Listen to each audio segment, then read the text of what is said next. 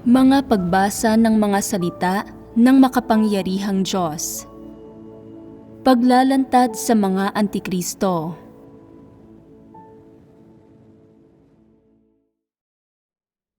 Ikalimang item. Nililihis, inaakit, pinagbabantaan, at kinokontrol nila ang mga tao. Ikaapat. Isang paghihimay kung paano kinokontrol ng mga Antikristo ang mga tao. Ang pagkontrol sa mga tao ay isa sa mga taktikang ginagamit ng mga Antikristo. Paano nila kinokontrol ang mga tao?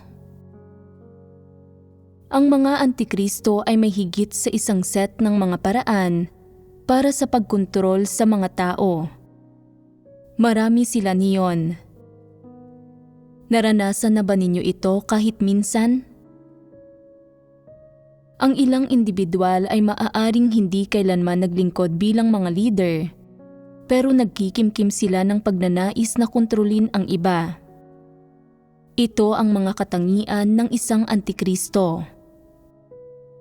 Anuman ang kanilang edad, lokasyon, o mga pangyayari, gusto nilang magkaroon ng kontrol sa mga tao. Kahit sa mga usapin ng pagkain, pagtatrabaho, o sa iba't ibang larangan ng kadalubhasaan o propesyonal na usapin, gusto nilang pakinggan sila ng mga tao at hindi nila palalagpasin ang sino mang hindi nakikinig sa kanila. Ni hindi nila makontrol ang pagnanais nilang humawak ng kapangyarihan sa iglesia. Ang tingin nila rito ay pagtupad sa responsibilidad at obligasyon nila. Iniisip na ginagawa lang nila ang bahagi nila. Hindi napapagtanto na ito ang ambisyon at pagnanais nila, na ito ang tiwaling disposisyon nila. Kaya, paano kinokontrol ng isang Antikristo ang mga tao? Halimbawa, kapag nahalal sila bilang leader, sa pinakaunang araw, nagsisimula silang mag-isip. Hindi regular ang mga gawi sa pagkain at pang-araw-araw na rutina ng mga taong ito. Maraming trabahong dapat gawin. May mga kaakibat na mahalagang responsibilidad ang pagiging isang leader. Isa itong mabigat na pasanin. Ginugugol ng Antikristo ang buong maghapon nang nakakulong sa kwarto niya. Nagsusulat ng 2 o 3 pahina ng materyal. Ano ang nasa materyal na ito? Una, may kinalaman ito sa pagkain. Dapat kumain sa mga partikular na oras, sa mga partikular na lugar, ng may partikular na dami ng pagkain. Almusal ng 6:30 ng umaga, tanghalian ng 12:30 ng tanghali, at hapunan ng 6:30 ng gabi. Dapat kumain sa 3 oras na ito, hindi mas maaga o mas huli ng 1 minuto. Anuman ang mga pangyayari ay dapat nasa oras ka, kahit na umulan o magsimulang bumagyo, at kung lalabagin mo ang mga panuntunang ito, hindi ka makakakuha ng pagkain. Pagkatapos na riyan ang usapin ng mga pang-araw-araw na rutina na napakahalaga. Dapat kang bumangon ng 6:00 tuwing umaga, kahit gaano ka pa nagpuyat noong nakaraang gabi. Dapat kang magpahinga pagkatapos ng tanghalian ng 1:00 ng hapon at matulog agad ng 10:00 tuwing gabi. Kapag natapos na nilang gumawa ng mga panuntunan sa pagkain at mga pang-araw-araw na rutina, marami pa ring ibang partikular na patakaran. Halimbawa, dapat kang kumain sa mga nakatalagang lugar at hindi gumawa ng anumang ingay habang kumakain. Ang bawat tao ay kinakailangang magsuot ng partikular na damit at iba pa. Masyadong detalyado ang mga panuntunang ito, masigit pa sa mga atas administratibo sa sambahayan ng Diyos. Ang pang-araw-araw na maliliit na detalyeng ito ay walang kinalaman sa katotohanan. Basta't organisado at angkop ang pang-araw-araw na buhay at mga gawi sa pagkain ng isang tao, hindi nakakapinsala sa kalusugan niya. Ang pagsunod sa prinsipyong ito ay sapat na dapat. Hindi na kinakailangan ng ganoong mga detalyadong patakaran. Kaya bakit lumilikha ang Antikristo ng ganoon kadetalyadong mga panuntunan? Sinasabi niya, hindi mabuti na maiwang hindi pinamamahalaan ang mga tao. Hindi kailanman nabanggit sa mga salita ng Diyos ang mga usaping ito, at kung wala ang mga partikular na detalyeng ito, magiging hindi disiplinado, walang kaayusan, at walang anumang wangis ng tao ang buhay natin. Ngayong ako na ang leader, pwede kayong maremedyohang lahat. Hindi na kayo mga tupang pag-alagala. May mag-aalaga na sa inyo. Ang mga mahalaga at hindi mahalagang usapin ng pang-araw-araw na buhay, katulad ng damit, pagkain, tirahan at transportasyon, ay maingat na naayos lahat. Pagkatapos ay nagsasabi sila ng lihim sa iyo, sinasabi, hindi kailanman binanggit ng mga salita ng Diyos ang mga partikular na detalyeng ito ng pang-araw-araw na buhay. Dahil lang hindi tinalakay ng Diyos ang tungkol dito, ay hindi nangangahulugang hindi natin ito dapat malaman. Dapat akuin nating mga tao ang gawain ng lahat ng detalyadong usapin na ito na hindi kailanman tinalakay ng Diyos. Gumagawa sila ng set ng mga panuntunan at patakaran sa labas ng mga salita ng Diyos. Tila detalyado at malinaw na tinukoy na may mga tuwirang termino para palitan ang katotohanan at pamunuan ang iba. Sa sandaling ilabas ang mga partikular at malinaw na tinukoy na patakarang ito, inaasahang susunod ang mga tao sa mga tinatawag na panuntunan nila. Kung may sino mang hindi susunod, susuway, magwawalang bahala o lalabag sa mga panuntunang ito, pupungusan ito ng Antikristo. Pagkatapos itong pungusan, sinisiguro niyang tinatanggap ng taong iyon ang mga panuntunang ito at tinatanggap ang mga ito mula sa Diyos. Ginagamit niya ang mga bagay na ito para palitan ang katotohanan at pamunuan ang mga tao. Kaya anong uri ng landas ang tatahakin ng mga taong ito? Susunod lang sila sa mga patakaran at ritual. Sinusunod lang ang kaugalian. Sa ilalim ng ganoong pamumuno, pwedeng maling maniwala ang mga tao gamit ang sarili nilang mga kuro-kuro. Kung kaya kong panatilihin ang mga panlabas na patakaran at formalidad, kung kaya kong sumunod sa schedule ng pagising, pagtulog at pagkain, hindi ba't ibig sabihin niyon ay isinasagawa ko ang katotohanan? Hindi ba't maliligtas ako kung ganoon? Ganoon ba talaga kasimple ang kaligtasan? Napakadali bang matamo ng katotohanan? Tumutukoy lang ba ang katotohanan sa pag-uugali ng tao? Hindi.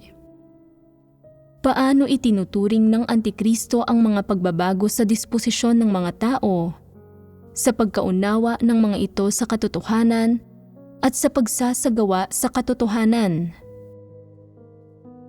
Itinuturing niya ang mga ito na para bang katumbas ng pagsunod sa pampublikong kaayusan o pagsunod sa mga batas ng bansa. Pinapaniwala pa nga niya ng mali ang mga tao na ang mga panuntunan at patakarang ito ay mas mataas at mas konkreto at praktikal kaysa sa mga salita ng Diyos. Sa realidad, ginagamit niya ang mga bagay na ito para ilihis at kontrolin ang mga tao. Mahigpit na kinokontrol ang pag-uugali nila. Hindi niya nilulutas ang mga problema gamit ang katotohanan, ni hinihikayat ang mga taong mamuhay, kumilos, at gumawa ng kanilang mga tungkulin ayon sa mga katotohanang prinsipyo. Sa halip, artipisyal siyang nagbabalangkas ng pangkat ng mga panuntunan, patakaran, at sistema para sundin ng mga tao. Ano ang layunin niya? Gusto niyang sumang-ayon sa kanya ang mga tao, isipin nilang mautak siya, at sundin ang pamumuno niya sa pamamagitan ng pagsasagawa at pagsunod sa mga panuntunan at patakarang ito. Sa ganitong paraan, naisa sa katuparan niya ang mga mithiin niya. Nilalayo niyang maisakatuparan ang mithiin niyang kontrolin ang lahat ng bagay tungkol sa lahat ng tao sa pamamagitan ng pagpigil at pagpapare-pareho sa pag-uugali ng mga tao.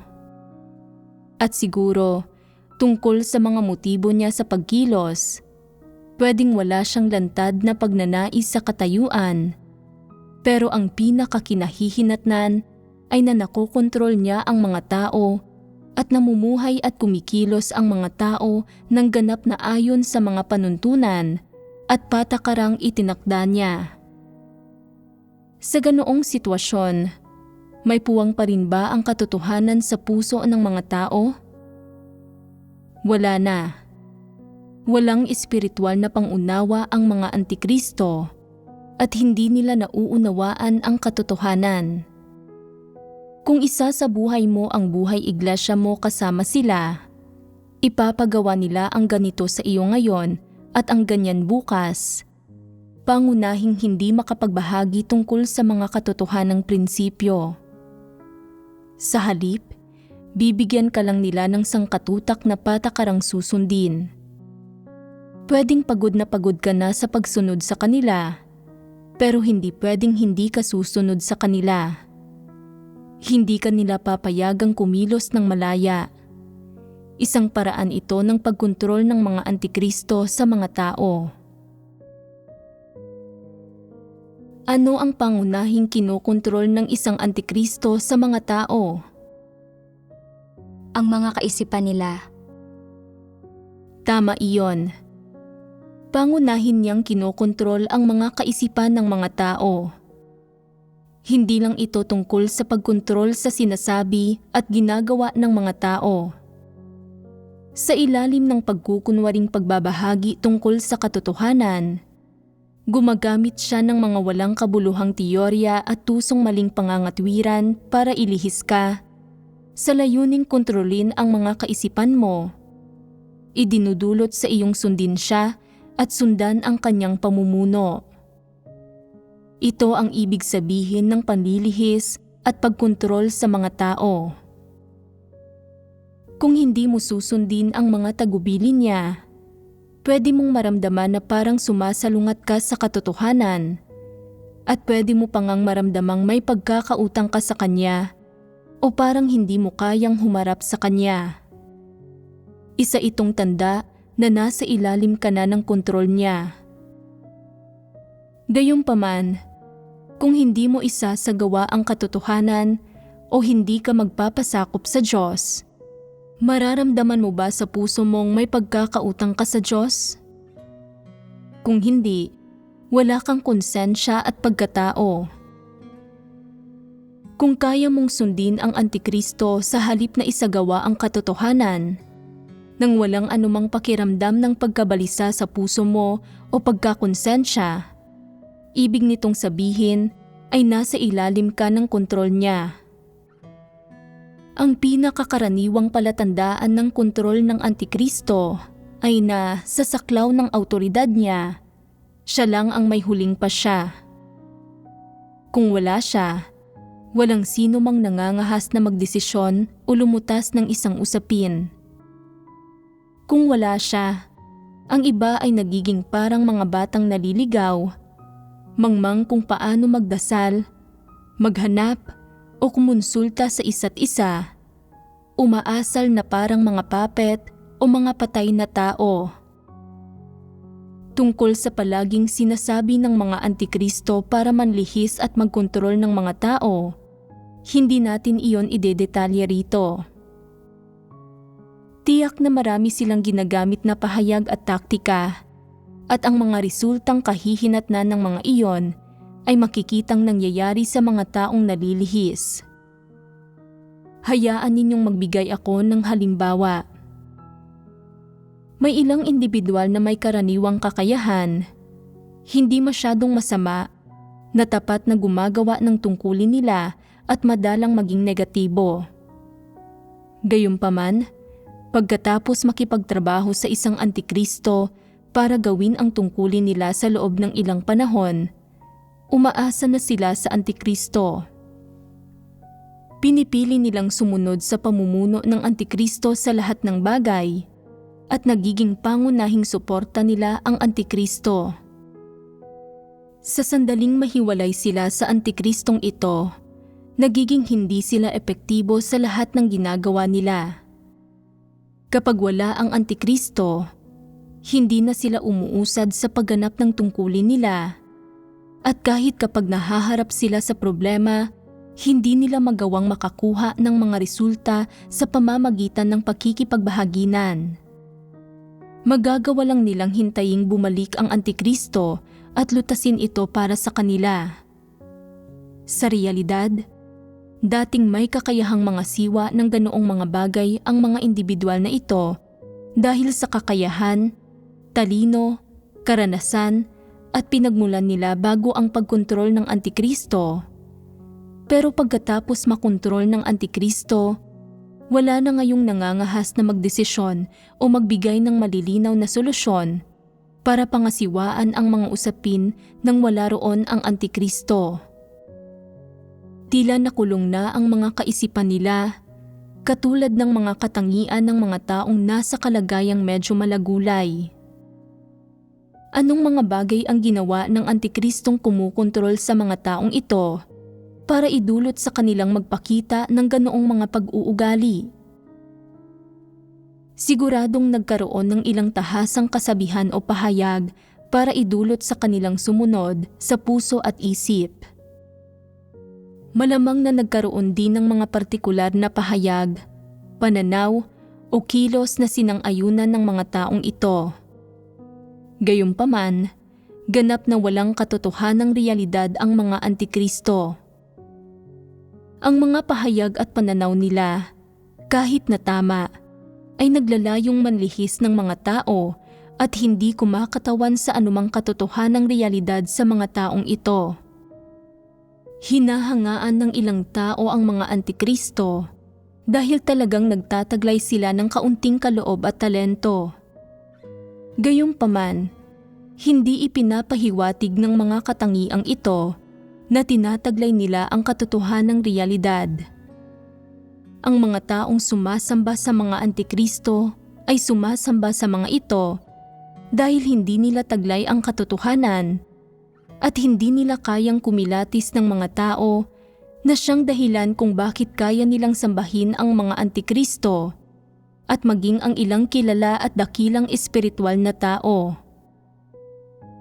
Pwedeng mailihis ng mga antikristo ang ilang tao, pero pansamantala lang ito.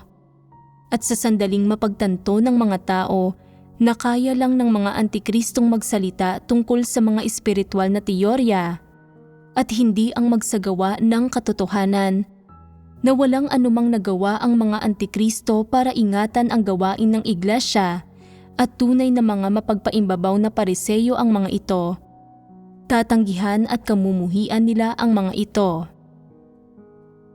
Napakaraming pagkakataon na ginagamit ng mga antikristo ang mga kaloob at husay nila sa pananalita para ilihis ang mga taong hindi nakakaunawa sa katotohanan. Halimbawa, kung magbibigay ka ng isang makatwirang suhestyon, dapat sang-ayunan ng lahat ang tamang mungkahing ito at patuloy na magbahaginan tungkol dito. At ito ang tamang landas at nagpapakita ito ng pagkamatapat at pagiging responsable sa tungkulin nila. Pero iniisip ng antikristo sa puso niya, Bakit hindi ako ang unang nakaisip ng mungkahing iyon? Sa kaibuturan nila, ay inaamin nilang tama ang mungkahi, pero kaya ba nila itong tanggapin? Dahil sa kalikasan nila, lubos nilang hindi tatanggapin ang tama mong suhestyon. Gagawin nila ang lahat ng posibleng gawin para tanggihan ang mungkahi mo. Pagkatapos ay mag-iisip sila ng alternatibong plano para iparamdam sa iyo na lubos na hindi magagawa ang mungkahi mo at mas maganda ang plano nila. Gusto nilang maramdaman mong wala kang magagawa nang wala sila at na sa pagtatrabaho lang kasama sila magiging epektibo ang lahat ng tao. Kapag wala sila, walang trabahong magagawa ng tama at ang lahat ng tao ay nawawalan ng halaga at walang kahit anong magawa. Ang estratehiya ng Antikristo ay ang palaging lumitaw na bago at kakaiba at magsabi ng mga grandiosong pahayag. Kahit gaano pa katama ang mga pahayag ng ibang tao, tatanggihan niya ang mga iyon. Kahit na tumutugma ang mga suhestyon ng ibang tao sa sarili niyang mga ideya, kung hindi siya ang unang nagmungkahi sa mga iyon, hindi niya kailanman kikilalanin o gagamitin ang mga iyon.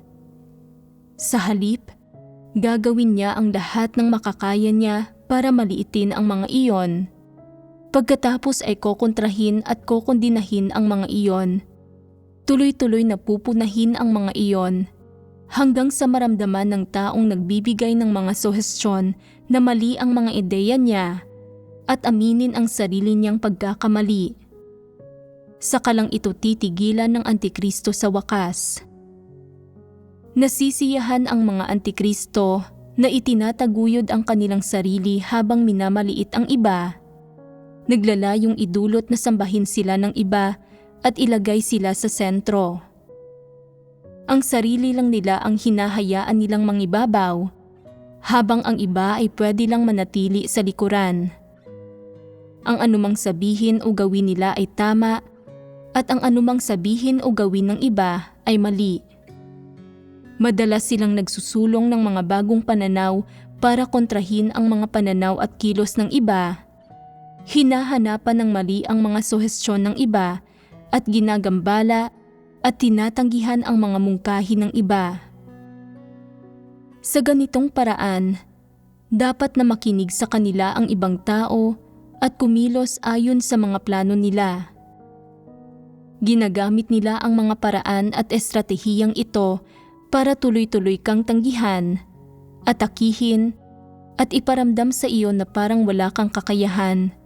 Sa gayon, ay ginagawa kang lalong mas mapagpasakop sa kanila, mas humahanga sa kanila, at mas mataas ang tingin sa kanila. Sa ganoong paraan, lubusan kanilang nakokontrol. Ito ang proseso kung paano sinusupil at kinukontrol ng mga Antikristo ang mga tao. Gumagamit ang isang Antikristo ng iba't ibang paraan para ilihis at kontrolin ang mga tao.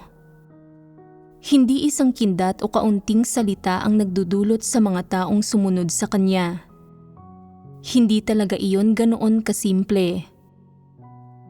Tungkol man ito sa pagkontrol sa mga tao o pagkontrol sa isang aspekto ng awtoridad, gaya ng mga desisyon sa mga tauhan, mga pinansyal na usapin, o ang huling pasya. Gagamit siya ng iba't ibang taktika at talagang hindi lang niya iyon gagamitin ng paminsan-minsan. Bagkus ay tuloy-tuloy na pagsisikapang magpasikat at magpatotoo sa sarili niya hanggang sa hangaan at ihalal siya ng mga tao at pagkatapos ay kanya na ang awtoridad. Inabot siya ng ilang panahon para maisakatuparan ang mithiing ito. Ang isa pang paraang ginagamit ng isang Antikristo para ilihis at kontrolin ang mga tao ay ang palaging pagpapasikat at pagpapaalam sa lahat ng higit tungkol sa kanya at pagpapaalam sa mas maraming tao ng tungkol sa mga ambag niya sa sambahayan ng Diyos.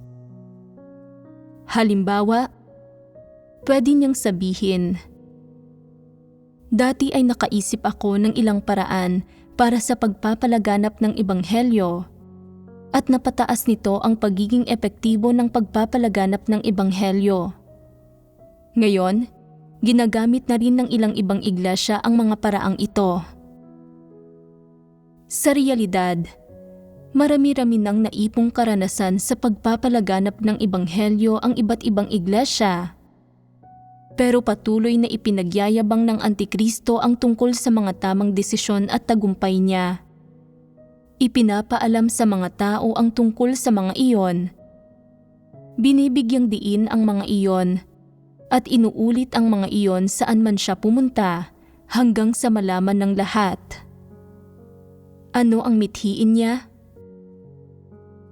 Ang itaguyod ang sarili niyang imahe at katanyagan, ang makakuha ng mas maraming papuri, suporta at paghanga mula sa mas maraming tao, at ang idulot sa mga taong humingi ng tulong sa kanya sa lahat ng bagay. Hindi ba't na isa sa katuparan nito ang mithiin ng Antikristo na ilihis at kontrolin ang mga tao?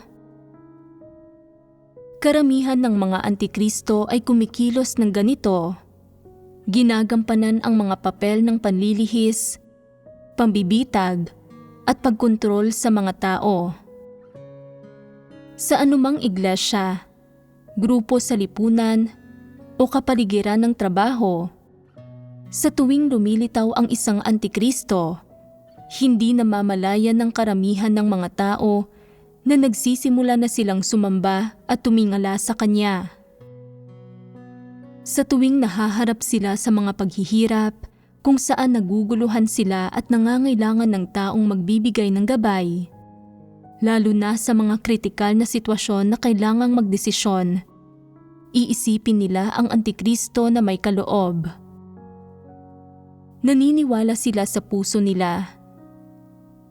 Kung nandito lang siya, maaayos ito. Siya lang ang makakapagbigay ng payo at mga suhestyon para matulungan kaming makalagpas sa paghihirap na ito. Siya ang may pinakamaraming ideya at solusyon, pinakamakabuluhan ang mga karanasan niya, at pinakamatalas ang isipan niya.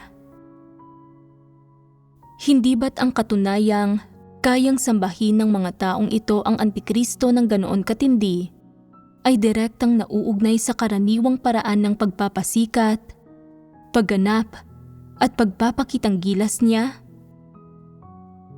Kung nagpamalas siya ng katinuan sa mga salita at kilos niya, kung siya ay taong tahimik na gumawa at nagtrabaho ng husto, kung matipid siyang magsalita at masipag magtrabaho, hindi kailanman nagtatawag ng atensyon o nagpapasikat, lalong hindi nagyayabang, hindi niya magagawang ilihis ang mga tao at idulot sa kanilang pahalagahan at hangaan siya. Kaya bakit madalang mahalal bilang mga leader at manggagawa ang ilang tao na medyo matapat at kayang magsagawa sa katotohanan at masipag magtrabaho? Ito ay dahil karamihan ng mga tao ay walang katotohanang realidad at hindi bihasa sa pagkilatis. May tendensiya ang mga tao na paboran ang mga nagtataglay ng mga kaloob, husay sa pagsasalita at hilig sa pagpapasikat. Partikular silang naiinggit at sumasang-ayon sa ganoong mga tao at gustong-gusto nilang makisalamuha sa mga ito.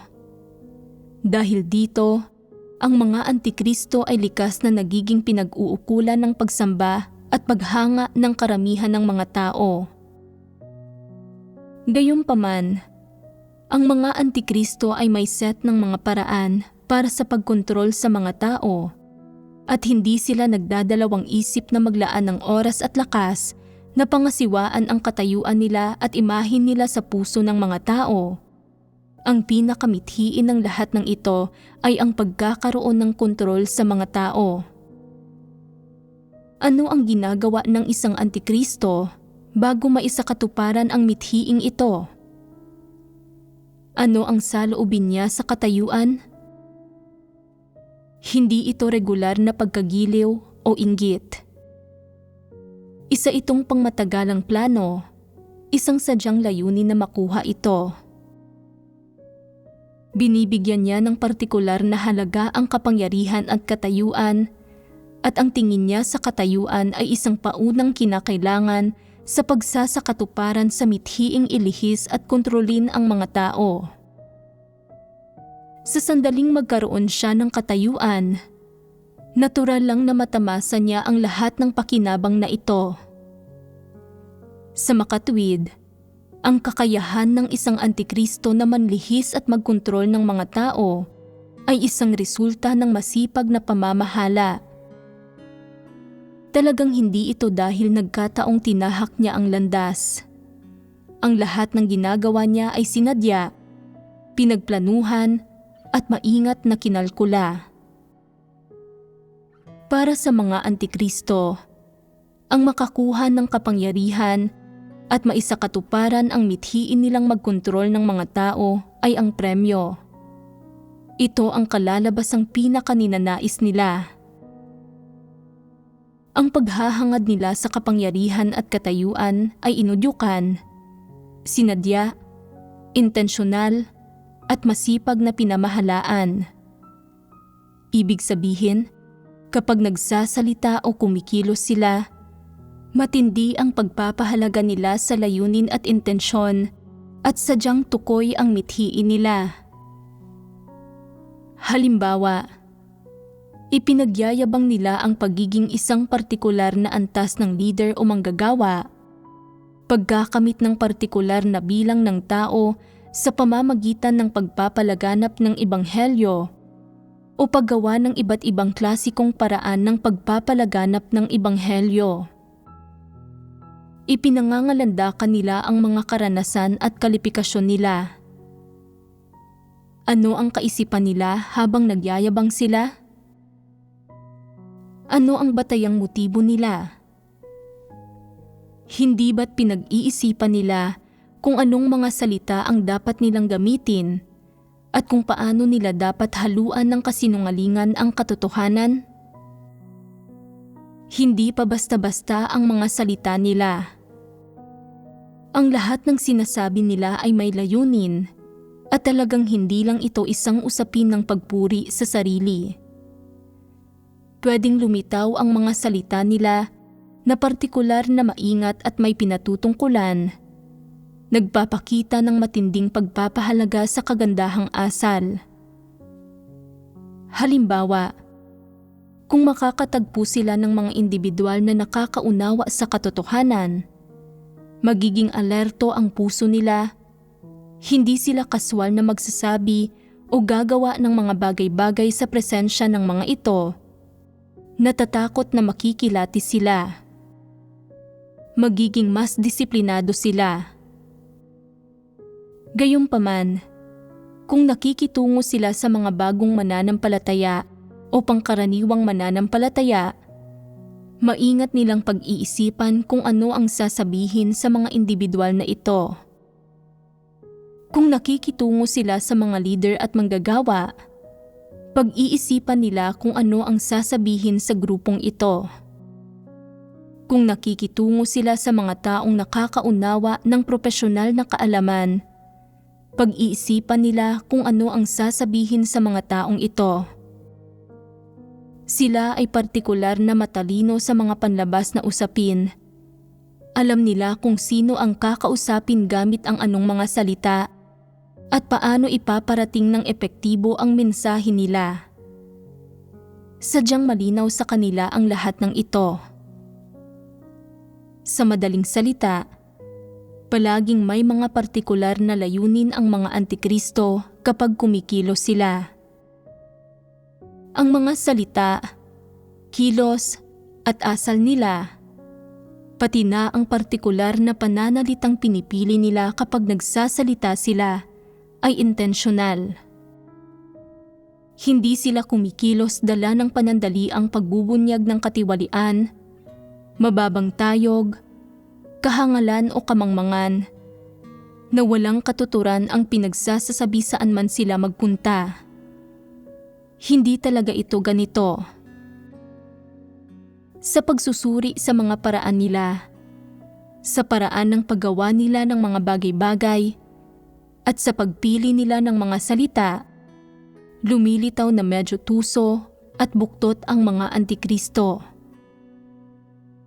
Alang-alang sa sarili nilang katayuan at para maisakatuparan ang mithiin nilang kontrolin ang mga tao, sinasamantala nila ang bawat pagkakataon para magpasikat, para gamitin ang kahit katiting na bagay at hindi nila palalagpasin ang kahit isang pagkakataon. Sabihin ninyo sa akin, ibubunyag ba ng ganoong mga tao ang mga katangiang ito sa harapan ko? Oo. Bakit sinasabi ninyong gagawin nila ito? Dahil ang kalikasang diwa nila ay ang magpasikat. Pagpapasikat ba ang pinakamithiin ng isang antikristo? Ano ang mithiin niya sa pagpapasikat? Gusto niyang makakuha ng katayuan at ito ang ibig nilang sabihin. Hindi mo ba alam kung sino ako? Tingnan mo ang mga bagay na nagawa ko. Ako ang gumawa sa mabubuting bagay na ito. Medyo marami akong iniambag sa sambahayan ng Diyos. Ngayong alam mo na, hindi ba't dapat mo akong bigyan ng mas makabuluhang gawain? Hindi ba't dapat ay maging mataas ang tingin mo sa akin? Hindi ba't dapat kang sumandig sa akin sa lahat ng gagawin mo? Hindi ba't sinasadya ito? Gusto ng mga antikristong kontrolin ang kahit sino, sino man sila. Ano ang isa pang termino para sa kontrolin? Manipulahin, paglaruan, gusto ka lang nilang pamunuan. Halimbawa, kapag pinupuri ng mga kapatid na mahusay ang pagkakagawa sa isang bagay, agad na sinasabi ng antikristo na sila ang gumawa nito. Tinitiyak na pasasalamatan sila ng lahat. Kikilos ba ng ganito ang isang tunay na makatwirang tao? Talagang hindi. Kapag gumagawa ang mga antikristo ng kaunting kabutihan, ay gusto nilang malaman ito ng lahat. Maging mataas ang tingin sa kanila at purihin sila. Nasisiyahan sila rito. Ano man ang gawin nila, nais nilang makuha ang mga papuri at pagsamba ng mga tao at handa silang tiisin ang kahit ano para makuha ito. Alang-alang sa katayuan at kapangyarihan, hindi hahayaan ng mga antikristo na mapalagpas nila ang anumang pagkakataong magpasikat, kahit na tila kalokohan ang pagpapasikat nila o magaspang at kinaiinisan ng iba ang mga paraan nila. Hindi pa rin nila palalagpasin ang ganoong mga pagkakataon. Gayon din, ginagamit nila ang anumang paraang kinakailangan para maisakatuparan ang mithiin nilang kontrolin ang mga tao at ginagawa nila ang lahat para maisakatuparan ito. Masusi silang nagsisikap at pinipiga nila ang utak nila para mabuo ang mga pakana nila. Kapag may ginagawa silang mabuti, patuloy nila itong ipinangangalandakan at itinatampok sa lahat ng dako. Kung may ibang nakagawa ng mabuti, kinaiinggitan nila ito at sinusubukan ang lahat ng makakaya nila para masabi na dahil ito sa kanila, o sinasabi nilang nagkaroon sila ng bahagi rito para angkinin ang papuri para sa kanilang sarili. Sa madaling salita, may mga taktika ang mga antikristo sa pagkontrol sa mga tao. Hindi talaga ito isang panandaliang panlilinlang ni ilang paminsan-minsang kilos. Sa halip, marami silang ginagawa at sinasabi. Nakakalihis ang mga salita nila, nakakalihis ang mga kilos nila, At ang pinakamithiin nila sa paggawa at pagsasabi sa mga bagay na ito ay ang kontrolin ang mga tao.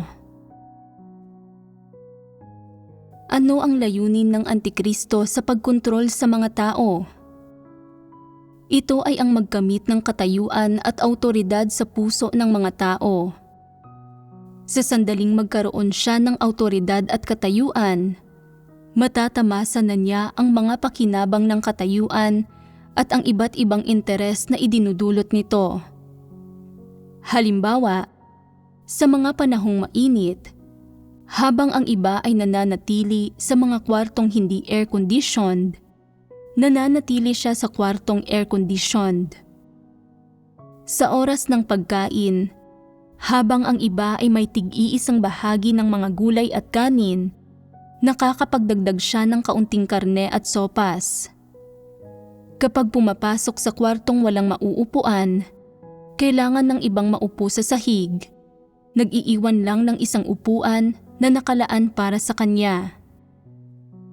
Ang espesyal na pagtratong ito ay ang resulta ng katayuan niya at nasisiyahan siya sa pagpapakasasa sa mga pakinabang na kasama nito. Siyempre, hindi talaga sapat ang mga interes at kasiyahang ito para matupad ang mga ambisyon niya. Bukod sa kailangan niya ang mga material na pakinabang na ito na ibinibigay sa kanya ng katayuan niya, kailangan din niya ang banidad, kasiyahan, at pakiramdam ng kapanatagang idinudulot nito sa panloob niyang mundo. Ano ang mga pag-uugali ng mga taong nalihis, naakit, at nakontrol ng mga Antikristo?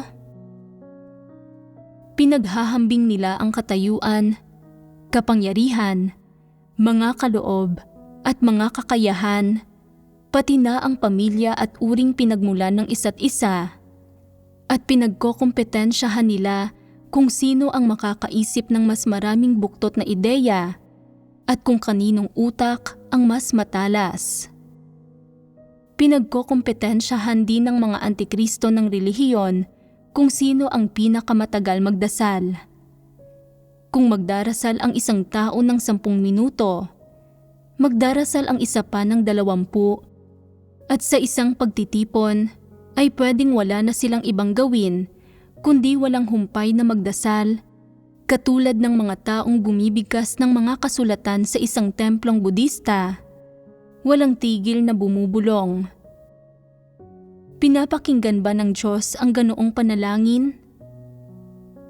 Batay sa paraan ng pagdarasal nila, hindi gagawa sa kanila ang banal na espiritu. Tinitingnan nila kung sino ang kayang magdasal ng pinakamatagal, kung sino ang kayang magdasal sa pinakamalakas na boses na kayang madaig ang iba. Hindi ba't malaking kalokohan ito? Ang mga kilos nila ay hindi kapani-paniwala at wala sa katwiran. Ito ang mga pagpapamalas na pangunahing nakikita sa mga taong nalihis at nakontrol ng mga Antikristo. Kapag pinamumunuan ng mga Antikristo ang mga tao, ito ang resultang ibinubunga nito. Sa makatwid, kung nalihis at nakontrol ka ng isang Antikristo, titingalain mo siya, susundin siya, at pakikinggan siya sa lahat ng bagay. Wala kang ibang pakikinggan kahit ang Diyos pa ang nagsasalita. Ito ang mga pag-uugaling ipapakita mo.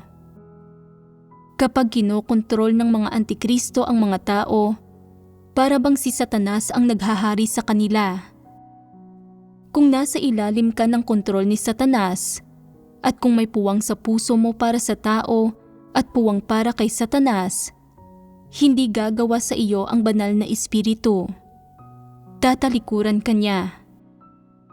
Hindi ba't gusto mong sumunod sa mga Antikristo? Hindi ba't gusto mong tumingala sa kanila? Hindi ba't gusto mong tanggapin ang kontrol at manipulasyon nila? Kung ganoon, ay ibibigay ka sa kanila. Kung naniniwala ka na ang anumang sasabihin ng mga Antikristo ay ang katotohanan, pwede kang makinig sa kanila at sumunod sa kanila, at pagkatapos ay ibibigay ka sa kanila. Gayunpaman, dapat mong panagutan ang mga kahihinatnan. Kung isang araw ay hindi ka magtamo ng kaligtasan, huwag mong sisihin ang Diyos o huwag kang magreklamo tungkol sa Kanya. Wala itong kinalaman sa Diyos. Sarili mo itong desisyon at dapat mong pagbayaran ang desisyon mo. Halos natapos na natin ang ating pagbabahaginan tungkol sa mga pagpapamalas ng mga antikristo ng pagkontrol sa mga tao. Dapat maunawaan ng mga tao kung ano ang ibig sabihin ng makontrol. Sa panlabas, pwedeng lumitaw na ang ilang tao ay sumusunod sa Diyos, nakikinig sa mga sermon niya, kumakain at umiinom ng mga salita niya, nagsasabuhay ng buhay iglesia at gumagawa ng mga tungkulin nila, at na hindi nila iniwan ang sambahayan ng Diyos. Kaya bakit nakokontrol sila ng mga antikristo? Ito ay pangunahing dahil wala sa kanila ang katotohanan. Una, nalihis ang mga taong ito ng mga antikristo, at pagkatapos ay partikular nilang hinangaan ang mga ito na humantong sa pagkakakontrol ng mga ito sa kanila. Ano ang ibig sabihin ng makontrol? Ibig sabihin nito ay naiimpluwensyahan at naigagapos ng mga ito. Kahit na ginagawa mo ang mga tungkulin mo, habang hinahanap ang mga katotohanang prinsipyo sa pagganap ng tungkulin mo, ay nalihis ka ng mga antikristo.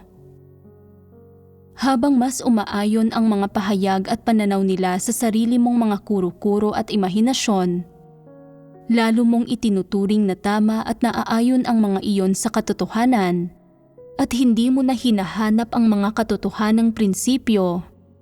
Ayaw mo ng independenteng mag-isip, at hindi mo na ibinabatay ang pagsasagawa mo sa mga salita ng Diyos. Naniniwala kang hindi talaga mali ang mga pananaw ng mga antikristo, at buong puso mong kinukumpirma ang mga iyon. Sa sandaling ganito na ang kaso, kung tunay kang nagsasagawa ayon sa mga salita ng Diyos, mababalisa at mababagabag ka. Pakiramdam mo ay nabigo mo ang mga antikristo at na talagang hindi ka pwedeng kumilos sa ganitong paraan. Hindi ba't ganap kang naigagapos ng mga pahayag at pananaw ng mga antikristo? Kapag gumagawa ka ng mga bagay-bagay, hindi mo alam kung paano humusga, maghanap o sumunod batay sa mga salita ng Diyos. Hindi mo alam kung paano gawin iyon, hindi ka rin nangangahas na gawin iyon. Bakit hindi mo alam kung paano at bakit hindi ka nangangahas? Hindi pa nagsasalita ang mga antikristo. Hindi pa sila nagbibigay ng desisyon sa iyo o nakakapagpasya, at hindi pa nila sinasabi sa iyo ang kalalabasan o hindi ka pa nila itinuturo sa anumang direksyon. Kaya hindi ka nangangahas na kumilos ayon sa pagkaarok mo at natatakot kang mapunta sa maling landas na gumawa ng pagkakamali. Hindi ba't nakokontrol ka? Bakit ba takot na takot ka palagi? Talaga bang hindi malinaw ang mga salita ng Diyos? Hindi ba nasabi sa iyo ng mga salita ng Diyos ang mga prinsipyo o nasabi sa iyo ang gagawin? Bakit binabaliwala mo ang mga salita ng Diyos at pinagpipilitan mong makinig sa mga antikristo? Nalilihis at nakokontrol ka ng mga antikristo. Halimbawa, sinabihan ko ang isang tao na magtayo ng isang pader, partikular na sinasabi ang taas, haba at lokasyon nito. Pagkatapos, dumating ang isang antikristo at sinabi, ayos na ang taas ng pader na ito, Pero may problema rito. Kung itatayo mo ito ng ganito, guguho ba ito kapag umihip ang hangin? Pagkarinig dito, sinabi ng taong iyon, "Magandang punto iyan. Guguho kaya ito?" Hindi naman sinabi ng Diyos, kaya hindi ko muna ito itatayo. Nang kumustahin ko siya kalaunan, tinanong ko, "Bakit hindi mo pa itinatayo ang pader? Ilang araw na ang lumipas, pero hindi pa rin ito na itatayo. Hindi ba't inaantala mo ang mga bagay-bagay?" Sumagot siya na may nagpahayag ng pag-aalala tungkol sa pagguho ng pader sa pag-ihip ng hangin. Sinabihan ko siyang gumamit ng posteng pansuporta kung nag-aalala siya sa hangin at tinandaan niya ito. Kalaunan, bumalik ang Antikristo para guluhin siya. Sinasabi, "Sapat na ba ang isang poste? Hindi ba't dapat ay 2 ang gamitin mo?" Pinag-isipan ito ng tao. Iniisip na sinabi lang ng Diyos na gumamit ng isang poste sa halip na 2 at hindi na naman niya alam ang gagawin. Pagkatapos labis na malihis at magulo ng Antikristo, lahat ng salitang nauna kong sinabi ay nawala ng kabuluhan at hindi na niya naipagpatuloy ang gawaing ito. Hindi ba't katumbas ito ng pagkakakontrol ng Antikristo? Kanino siya dapat makinig sa usaping ito? Sa Diyos. Kung ganoon, ay bakit hindi siya nakinig sa mga salita ng Diyos? Ayaw ba niyang makinig? Gusto niya, pero nalihis siya ng isa sa mga maling paniniwala at panlilinlang ng Antikristo. Sa sandaling nalihis na siya, sinunod na niya ang Antikristo na katumbas ng pagkakakontrol nito sa kanya. Kung naigapos at nalimitahan ng Antikristo ang mga pag-uugali at kaisipan niya, nasa ilalim siya ng kontrol ng Antikristo. Sa huli, hindi natupad ng taong ito ang tungkulin niya at hindi siya nagpasakop sa Diyos o nakinig sa mga salita niya. Sino ang nagdulot ng kinalabasang ito? Idinulot ito ng kamangmangan niya at hindi ito maihihiwalay sa panlilihis, panggugulo at pagkontrol ng Antikristo. Kaya, anong ibig sabihin ng nakialam ng ganito ang Antikristo? Gusto niyang ipakita ang katalinuhan niya at ang talagang sinasabi niya ay, "Bakit pikit mata kang nakinig sa Diyos nang sabihin niya sa iyong itayo rito ang pader na ito? Bakit napakasimple ng paraan ng pag-iisip mo? Kung itatayo mo rito ang pader, hindi ba't guguho ito sa sandaling magsimulang umihip ang hangin?" Ang pakikinig sa Diyos ay hindi kasing tumpak ng pakikinig sa akin. Kailangan mong makinig sa akin. Kung makikinig ka sa akin, masisiyahan ako. Pero kung makikinig ka sa Diyos, hindi ko iyon magugustuhan at hindi ako matutuwa. Hindi pwedeng makinig ka sa Diyos. Ano na ang mangyayari sa akin noon? Hindi nila ito sinabi ng direkta. Nakialam sila at sinadyang ginulo ang mga bagay-bagay. Pagkatapos ng pakikialam nila, hindi na matapos ang gawain at nagmukha silang matalino na ikinasiya nila. Kapag tinatagubilinan ng Diyos ang isang taong magtayo ng pader, dapat ay agad itong itayo ng taong iyon. Pero ngayon, ang resulta ay hindi na itayo ang pader. Sino ang nagdulot sa resultang ito? Idinulot ito ng Antikristo. Nalihis, nagulo, at nakontrol ng Antikristo ang taong ito. Katulad ito kung paano inakit ng ahas sina Adan at Eva. Sinabi ng Diyos kina Adan at Eva, Sa kahoy ng pagkakilala ng mabuti at masama ay huwag kang kakain. Sapagkat sa araw na ikaw ay kumain niyaon, ay walang pagsalang mamamatay ka. Ang mga salitang ito ba ng Diyos ang katotohanan? Ang mga ito ang katotohanan at hindi mo kailangang maunawaan ang kabuluhan ng mga ito. Kailangan mo lang makinig at magpasakop. Anuman ang sitwasyon, hindi magbabago ang salita ng Diyos.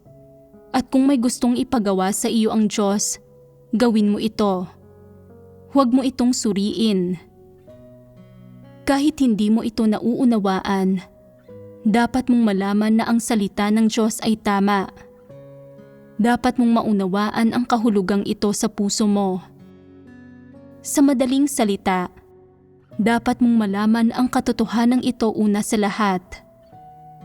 Umaayon man ang mga salita ng Diyos sa mga sarili mong kuro-kuro o hindi, nauunawaan mo man ang mga ito o hindi, at kahit gaano ka pa maguluhan, dapat mong panghawakan ang mga salita niya. Ito ang responsibilidad at tungkulin mo.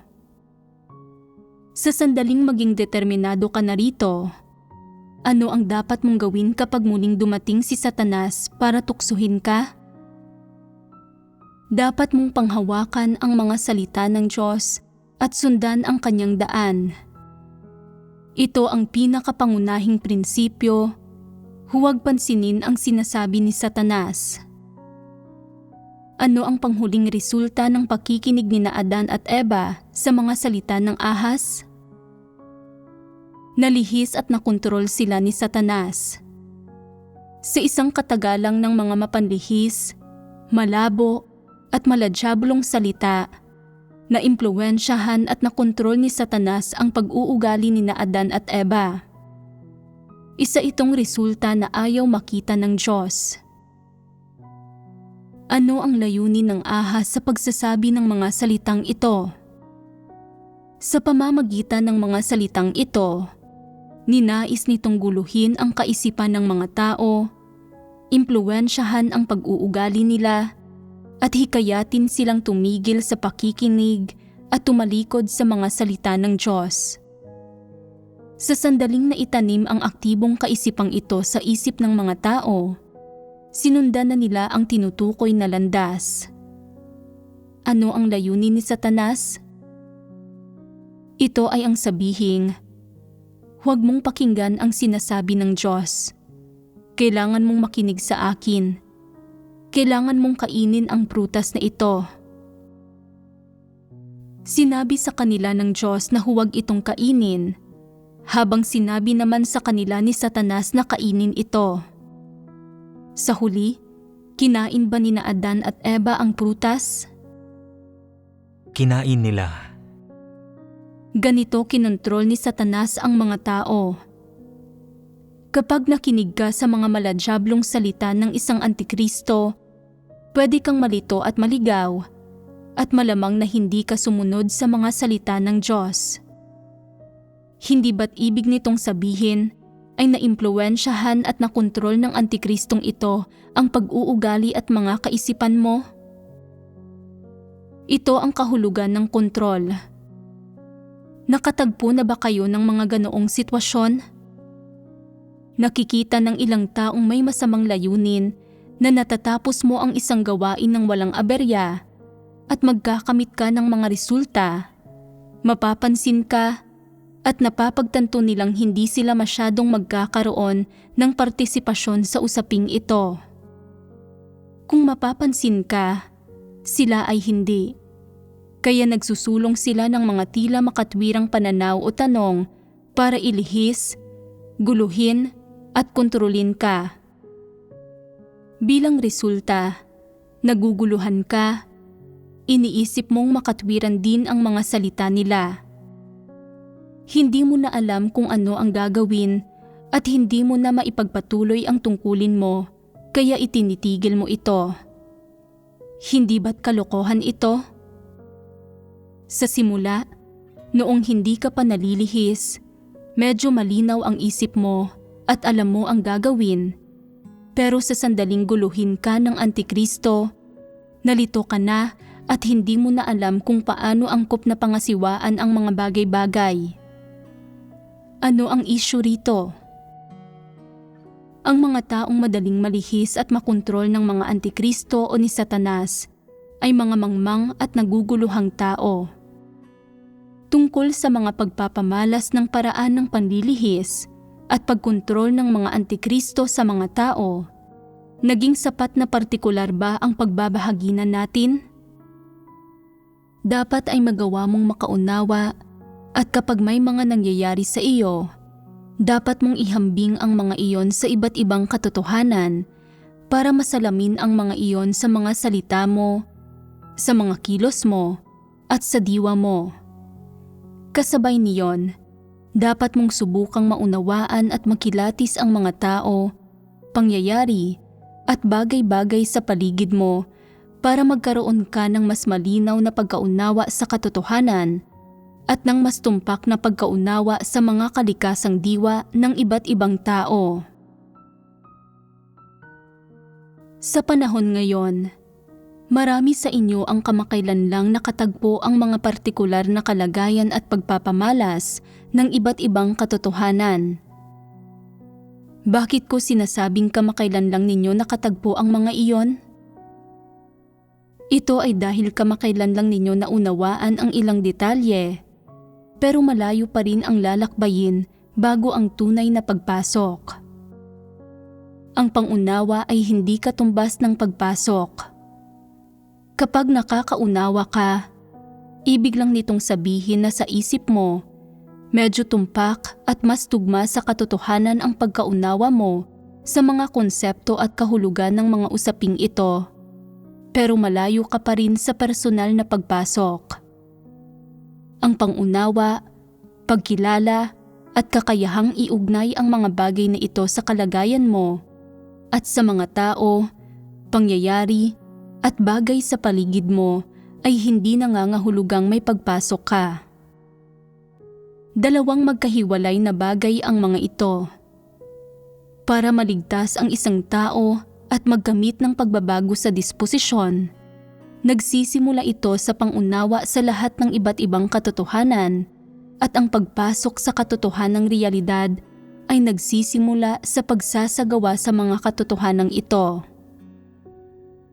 Kung nagkaroon kayo ng partikular na batayan sa pagkaunawa at pagpasok ninyo sa iba't ibang katotohanan, nang hiningan ko kayo ng mga halimbawa, maiisip agad ninyo ang mga sarili ninyong pagpapamalas o ang ilang bagay na nakita at naranasan ninyo.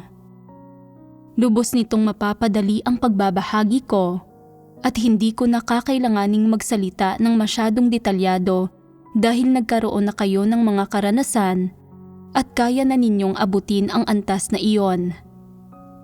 Gayunpaman, kapag tinanong ko kayo ngayon, kailangan ninyong mag-isip sa mismong sandaling ito at kailangan din ninyong maghalughog at maghanap sa memorya ninyo.